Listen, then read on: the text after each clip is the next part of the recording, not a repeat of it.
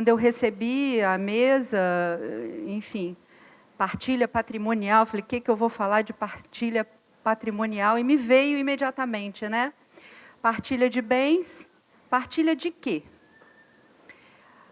E, logo em seguida, me veio a frase do Lacan, né? Ele diz, e ficou como epígrafe do meu trabalho: lembrarei ao jurista que, no fundo, o direito fala do que vou lhes falar. O Lacan abre um seminário falando disso. O gozo. É nisso mesmo que está a essência do direito: repartir, distribuir, retribuir o que diz respeito ao gozo. Bom, não se assustem, porque eu vou falar um pouco do que seria esse gozo para a psicanálise, né? Antes, eu queria lembrar que, além disso, e é justamente por isso, né, que se trata de partilha da questão do gozo, queria dizer que um dos pontos que ligam o direito à psicanálise é que lá chega a miséria humana, né, tanto no campo do direito, quanto não só o sofrimento, mas a nossa miséria mesmo, a nossa fragilidade, a nossa dificuldade de solucionar por meio da palavra, não é, os nossos conflitos. Tem um ponto aí que na psicanálise a gente chama de real, de um impossível, não é, que vai explodir nos conflitos, nos litígios, né, e nas confusões da vida. Eu creio que alguns, né, já se introduziram, enfim, no campo da psicanálise, né, para falar dos conceitos de Freud e Lacan, muito menos na questão do dinheiro na vida das pessoas, né? No dinheiro, eu coloco aí o patrimônio, né? Quando se trata de partilha, por conta das separações, porque quando a gente fala em partilha, a gente pressupõe, evidentemente, uma separação. Vou considerar, pois, que partilha de bens, quando a gente fala, estamos falando de separações e não importa quais sejam, né? Por exemplo, por morte, que vão implicar em heranças, quaisquer que sejam o seu caráter, então, independentemente, inclusive, do que se está partilhando e da quantia, não é? Estou falando que o que fica em jogo quando de uma separação. O fato é que partilha, por se tratar de partilha entre humanos, escancara, via de regra, a dimensão do conflito, como trouxe Dr. Rafael. Mas eu vou discordar um pouquinho, Dr. Rafael. Eu acho que o conflito diz respeito a ambas as partes. A gente não sabe, mas quando a gente está diante de um conflito que a gente supõe que seja do outro, isso mobiliza em nós os nossos próprios conflitos. Esse é que é o ponto, né? A gente é arrolado sem saber, mesmo que a gente tenha um aparato como o do direito, da lei, e se supõe neutro, objetivo, né? A gente é arrolado sem se dar conta, né, na coisa. Então, por se tratar de partilha entre humanos, escancara, via de regra, a dimensão do conflito que habita sempre nossa experiência. Daí a pergunta que nos lança no âmago do que pode a psicanálise, sua descoberta essencial, nos instruir sobre a questão: o que está de fato em jogo em uma separação, quando se trata da partilha de bens? Antes de prosseguir, eu quero dizer que a ideia de falar nessa mesa, em particular, adveio do fato de que, nesse momento, eu estou participando de um cartel na escola. Cartel é como nós, psicanalistas lacanianos, chamamos os grupos de estudos. Ele tem uma lógica específica, que não cabe aqui desenvolver, mas é assim que a gente chama. Então, participo de um grupo de estudo que tem trabalhado justamente a questão do dinheiro. O dinheiro, o que é isso? O que é isso? A gente não pensa, né? O que é o dinheiro? Como é que veio? Ele tem uma história, né? Ele não é algo natural, muito pelo contrário. Ele é um dos testemunhos da nossa ruptura em relação à natureza, né? Sobre o dinheiro na clínica, né? Mais especificamente, é um cartel de psicanalistas. O que ele, o seu manejo, né, revela, desvela de nós e da sociedade em que a gente vive. Porque o manejo, o modo como lidamos com o dinheiro e seus equivalentes, fala de nós e fala da nossa sociedade. De cara, então, já podemos afirmar que o dinheiro e o patrimônio, eles vão ganhar toda a sua importância quando refletimos sobre eles. Eles não são jamais a coisa em si, né? Mas pelo que representam, seu valor, digamos, metafórico, metaforonímico, se a gente quiser, metafórico, metonímico. Para os que não estão familiarizados, né, com a linguagem nem dos psicanalistas, nem da linguística, né, e a psicanálise toma os conceitos da linguística emprestados, metáfora e metonímia nomeiam a capacidade da linguagem humana, e somente a humana, porque há outras, a linguagem dos golfinhos, por exemplo, né, de tomar uma coisa pela outra, quer dizer, poder caçar com o gato se a gente não tem o cão, grosso modo. Por isso, nada distante do que nos traz a psicanálise. Tem um autor, Oscar Pilagallo, ele escreveu A História do Dinheiro, é uma crônica, né, A Aventura do Dinheiro. Ele vai dizer o seguinte, considerando as ideias de Marshall, não sei pronunciar, esse nome, vocês leiam aí, teórico da comunicação lá nos anos 60, né? Ele já afirmava, o Marshall, que o dinheiro é uma vasta metáfora social, ou seja, o dinheiro é uma coisa que significa outra coisa. E podemos incluir aí, né, o patrimônio. Tem uma distinção, mas a gente pode aqui pensar junto, dinheiro, patrimônio, dinheiro como patrimônio. E não somente o patrimônio constituído pelos ditos bens materiais, quer dizer, que patrimônio que está em jogo numa separação, num luto, numa perda, né, seja um divórcio, seja a morte. Né? E aí eu não tive tempo de ver, porque eu me lembrei há poucos dias, um filme um pouco antigo, A Partilha, né, que traz bem um pouco do que eu quero dizer aqui, a partir do momento em que as irmãs vão partilhar os bens da mãe que morre, o que é revelado, é uma comédia, né? Mas é muito interessante, o que é revelado nesse momento que sempre esteve ali sem ser dito. Né? Então, não somente o patrimônio constituído pelos bens materiais, mas tudo e qualquer coisa que um ser humano crê que um outro possui e possui a mais que ele próprio, como o amor do outro, por exemplo.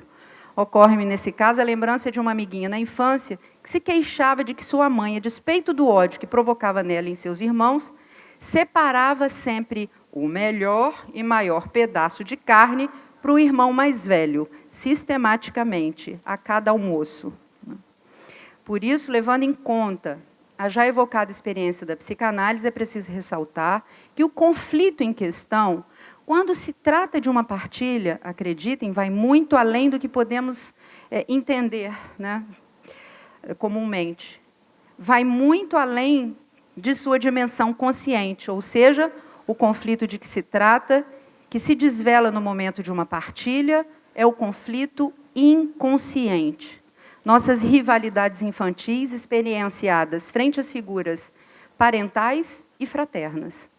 Não importa quanto tempo tenha se passado, no momento de uma separação, no momento de uma partilha, o que é evocado e retorna de forma, às vezes, irreconhecível, são esses conflitos esquecidos, recalcados, mas ativos no inconsciente.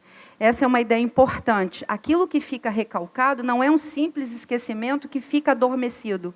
A psicanálise, sua experiência original, não é? Cecília e outros já evocaram aqui, vai dizer justamente isso, que o que fica recalcado tem uma força de produzir os sintomas, por exemplo, no corpo, na vida. E o inconsciente, tal como revelado pela experiência freudiana, cuja radicalidade foi reafirmada por Lacan. Isso quer dizer que não estamos falando simplesmente do que não está presente na consciência em um dado momento e não intervém na nossa vida. Tampouco se trata do subconsciente, de algo que estaria submetido à consciência. Não se trata de subconsciente. Freud já disse isso desde o início. Não é algo que está submetido a uma outra instância. O inconsciente, de modo diverso, é uma outra dimensão do nosso psiquismo. É o capítulo censurado, recalcado de nossa existência, e justamente por se tratar do recalcado, tem a força de produzir atos, fabricar sintomas e comandar nossa vida a nosso despeito. O inconsciente, podemos experimentá-lo nos sonhos, nos atos inadvertidos, no que dizemos sem querer, no que repetimos sem nos darmos contas, ou quando dizemos simplesmente, foi mais forte do que eu. A Vera trouxe no trabalho dela algo assim sobre alienação parental. É mais forte do que eu. Abro aqui um parênteses para trazer um resto, uma coisa que, a partir de um fato ocorrido e relatado por mim em análise, concluo, e que serve bem, eu concluo isso, né, num dado momento na minha análise, que serve bem quando se trata do que é efetivamente evocado na experiência de um sujeito no momento de uma partilha. Descubro, num dado momento, que, em última instância, ela revela a verdadeira posição inconsciente de um sujeito frente à dívida simbólica que o engendrou. Nós nascemos com uma dívida simbólica. Ao nascer, já estamos endividados com o simbólico, com o outro, com aquele que me constitui, que é aquele que vai me transmitir o dom da vida, da linguagem, da existência, enfim. Então, e aí eu concluo que ou bem o sujeito está em dívida com o mundo, ou bem o mundo está em dívida com ele. E isso faz toda a diferença na vida. E prossigo. Esse inconsciente, pois, é a sede de nossas paixões. Nele coabitam o amor e o ódio por um mesmo objeto. Nele habita o mal, a agressividade, inclusive a fraterna, inerente à condição humana. O inconsciente, então, é essa dimensão que nos habita a todos e orienta ativamente, queiramos ou não, a nossa vida. O inconsciente, que isso exista, quer dizer que nossa vida psíquica é plena de desejos proibidos, incestuosos, de impulsos inadmissíveis à consciência e à vida civilizada, que vão depender de uma dimensão do psiquismo que Freud vai chamar o superego. Mas o problema é que esse superego, essa instância que Freud vai dizer, num primeiro momento, que é a introjeção da lei, né, que interdita os excessos, que interdita o excesso pulsional, ao mesmo tempo, na sua forma primitiva, digamos assim, o superego é isso que diz goze. Goze aqui, agora, e não importa com que objeto, né? Então, eu vou passar um pouco isso aí, para encurtar um pouco o tempo. Então, esse superego primitivo, ele faz empuxo ao gozo por responder somente a seu imperativo. Sim, foi desse domínio do campo freudiano que Lacan, digamos, renomeia, né, o que nele, em Freud, surgiu como satisfação. Sem muitos detalhes, limito-me a dizer que Freud, distinguindo os homens dos bichos, dirá que somos desorientados pela pulsão. É que a pulsão precisa de uma orientação que vem do campo do outro para se orientar. Ou seja, diferentemente dos instintos que orientam os animais na reprodução, a pulsão é isso que nos habita, que nos impulsiona, mas não visa necessariamente a reprodução. O que ela visa é outra coisa, nos diz Freud, é a satisfação. E com o que ela vai se satisfazer, Freud chama isso o objeto. Cortando um longo caminho, vamos direto ao ponto. O fato é que a pulsão depende do mundo simbólico imaginário, que é o campo próprio ao humano, para que esse objeto, quando se trata de nosso próprio corpo e do corpo do outro, do ser humano, não poderá ser tratado simplesmente como objeto, ou ao menos não se pode tomar de qualquer maneira esse outro ou um objeto que lhe pertença. Até porque há uma vertente agressiva, já foi falado aqui várias vezes, mortífera, violenta, que pode dominar o que Freud chamou de satisfação. E Lacan de gozo. Ou seja, o problema todo reside no fato de que a pulsão, ela mesma objetiva a sua destruição. Quer dizer, a satisfação, o gozo, são inexoravelmente ligados à morte. Toda pulsão, nos diz Freud, é pulsão de morte. Isso coloca a civilidade em questão. E o problema reside no fato de que nós, humanos, pouco ou quase nada sabemos sobre a nossa real forma de gozar. O que normalmente emerge em nossas vidas como algo estranho, ignorado, inconsciente. Considerando tudo isso, podemos retomar então a nossa epígrafe e afirmar que tanto o direito quanto a psicanálise, cada um à sua maneira, tem como matéria comum o gozo. Alguém, quando procura uma análise, quando deseja firmemente mudar alguma coisa em sua vida, o de que se trata, sem que se saiba, é, via de regra, modificar a economia de seu gozo. Bom, então,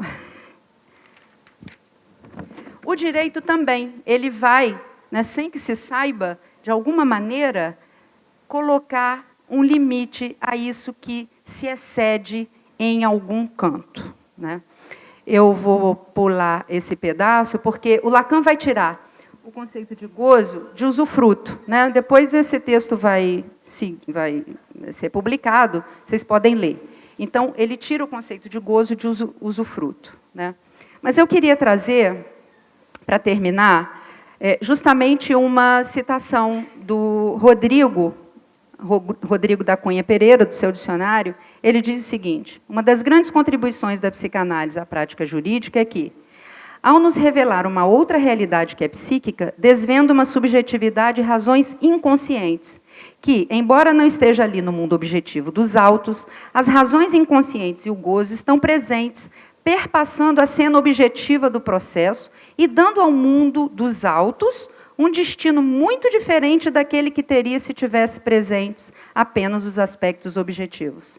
Ao trazer para a consciência do operador do direito essa outra cena, que assim Freud chama inconsciente, tem-se a possibilidade de uma conduta mais ética, com o simples fato de não nos permitirmos ser instrumentos do litígio. Foi isso que eu trouxe no início. O próprio operador do direito, ele pode entrar na história.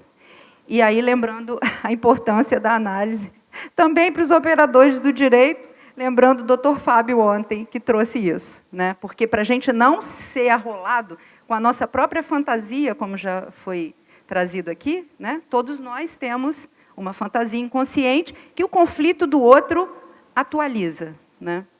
Então, para terminar, lembro-me da fala de alguém que acabara de vir de uma audiência de um divórcio, com vistas a determinar a dita partilha de bens. O juiz precisou dizer firmemente que a partilha não serviria de forma nenhuma a um projeto pessoal de vingança, não serviria para reparar nada, para punir o parceiro com a retirada dos meios que seriam, inclusive, fonte do sustento dos filhos e da mulher traída em seu leito conjugal.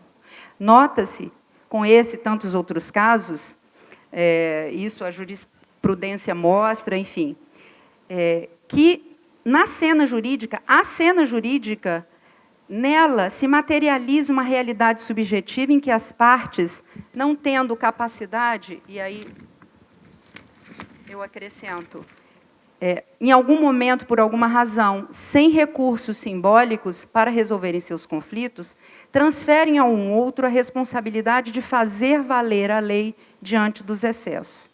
Assim sendo, o judiciário se torna o lugar onde as partes depositam os restos do amor. Eu achei isso muito bonito. Para finalizar com a poesia das palavras de Rodrigo, as quais acrescento: os restos do amor despedaçado, pois, na experiência humana, do ódio, das paixões, porque sempre haverão rosas e cravos feridos, às vezes mortalmente. Para lembrar do cravo brigou com a rosa, né? Obrigada, gente. Bom dia. Meu nome é Josânia, eu sou advogada de Direito de Família e Sucessões e também sou psicanalista. Não é nenhuma pergunta, é só para confirmar o que ela disse, né? Que a importância da gente fazer terapia e como a psicanálise me ajudou muito no atendimento e no andamento que eu dou aos meus processos, aos meus atendimentos, aos meus clientes, faz toda a diferença. É outra visão, é uma escuta. Obrigada.